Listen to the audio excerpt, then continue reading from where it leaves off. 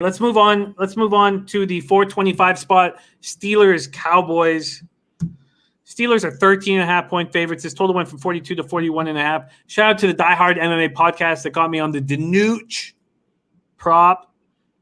Both those props, I could go right back to the well, and I know that's a mistake. So I know that's just the biases that we have in our lives. So I'm not just going to go right back to the well, but it feels like Danuch is going to get. Danuch can't throw the ball, so he's going to have to run the ball. Let's talk about the Steelers first. They pick up inside linebacker Avery Williamson from the Jets today. Vet Avery Williamson. I love the pickup. I love what Spillane ran that pick back 33 yards. Spillane's had two monster plays in back-to-back weeks. That run stuff on the 1 yard line against the Kings. Yeah, you spoke on that. Monster run stuff. And then the pick six. Like, the dude's balling out. I agree with you. I like the Avery Williamson pickup. You talked about it last week. He hurts himself on that stop, and that must pump everybody up. And then he's back next week with a 33-yard pick of Lamar Jackson. I mean, that's what team. That's everything about team. I mean, how do you not lose your mind when you see that guy in the locker room and get excited to get out on the field with him? Yeah.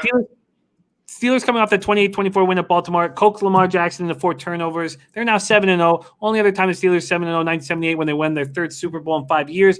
Down 17-7 at the half. After completing only 4 passes for 24 yards in the first half, Big Ben goes 21-32 for 182 yards, 2 TDs. Juju Smith-Schuster catches 7 passes for 67 yards. Ebron and Claypool caught TD passes. You know, Bebsy, when Claypool caught that TD pass, I was upset. We knew it was a time to take his props. And it was a mistake, and we need this money.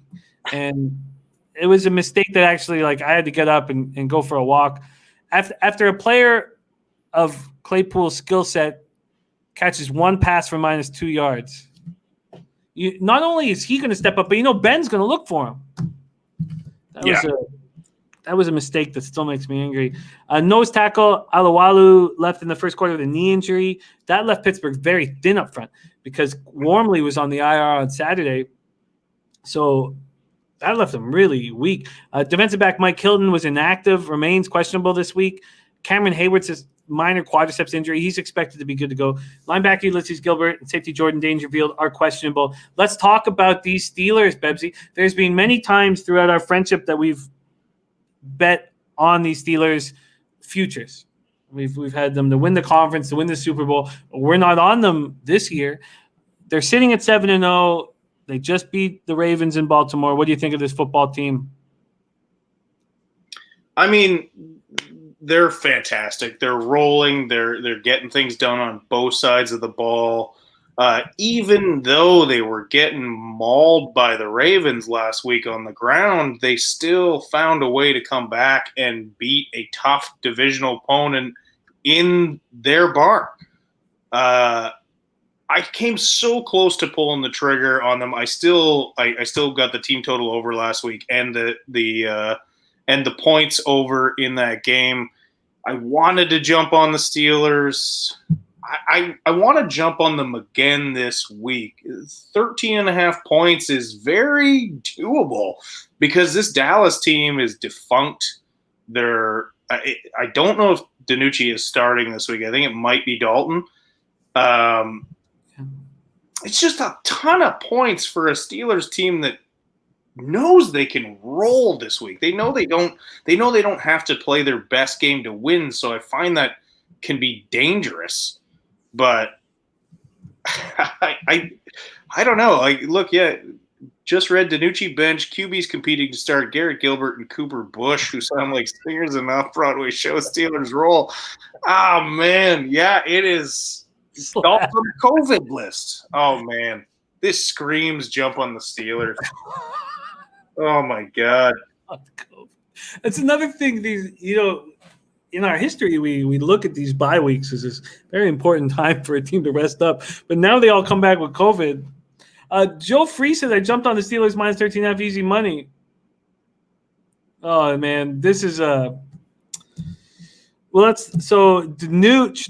If Danucci only plays one game in his career, and I make $166 off of him for running for over 12.5 yards, I'm gonna buy him anything he wants at the bar when I meet him.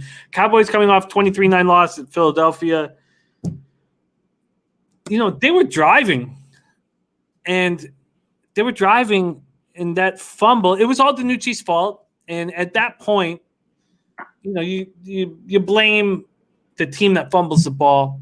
But I thought that it was down before it got banged out of his hands, and the guy ran it back, and I thought I was going to cash my Cowboys plus 10.5. Zeke ran 1,963 yards. Gallup caught 7 passes for 61 yards. Van Der Esch and Lee patrolled the middle of the field. Their defense looked much, much better. Can you give me that, Bebsy? Their defense looked quite good in that game. Good? I thought so. I mean, the Eagles are bad, but I thought their defense looked good. They held the Eagles to 222 total yards. The Eagles don't have an O-line, and bad Wentz showed up. That's the problem, is when Wentz is missing open targets, and is it the defense playing great, or is it Wentz playing bad? I don't know if I can get excited by this Dallas defense now just because Sean Lee's back. Is that the difference? Well, maybe when you put it like that, maybe. Okay? So Joe Free's bullish on this play, and I agree with it. I get it, and he's probably right. It could go up. What's the first half in this? Let's find out for you. Odds.com first half spread in the licensed American books. Let's see what we can get for you, Bebsy. First half. Nope. Nothing available. So why don't we go to Bet365? See what I can get for you here. First half. Easy saying this is Pittsburgh's second bye. No. Don't be scared. It's completely off the board, Bebsy. Because I guess they don't know who's quarterback. I know. Well, why is this? Well, I don't know if anybody wants to put it up right now. This should be an absolute shit kicking by the Steelers.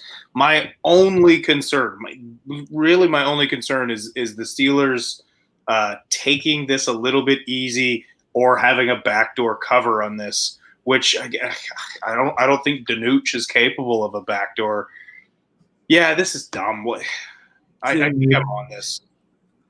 Danucci. Okay. Chicago 23 in the house. Thank you for joining us, my man. Steelers is going to be a bet I'm going to make as soon as I can. I'm also going to take this under, Bebsy. What do you think of this under if it's sitting at 42? Well, let me jump in on this game first. I'm taking Pitt at 13.5. But you can't.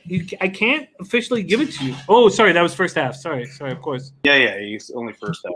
Full game, I can give that to you. I can't bet it myself at this point. But I can give you – oh, no, sorry, I take that back. Is it just first half that are off the board? Let me see if I can get a full game here.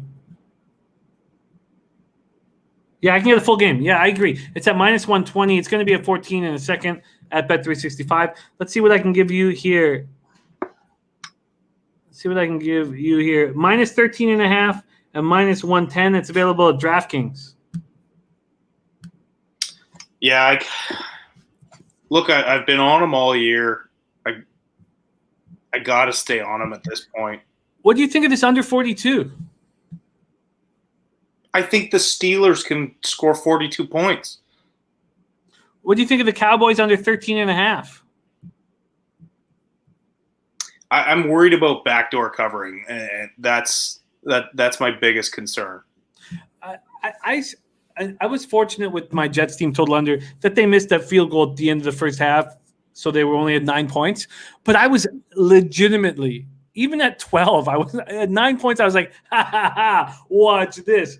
I was so confident that the Jets were going to put up no points in the second half, and I sort of feel this way. I like your Steelers look here. I like Joe Free's Steelers look. I'm going to come with you guys on this, but I'm also going to take this Dallas team total under.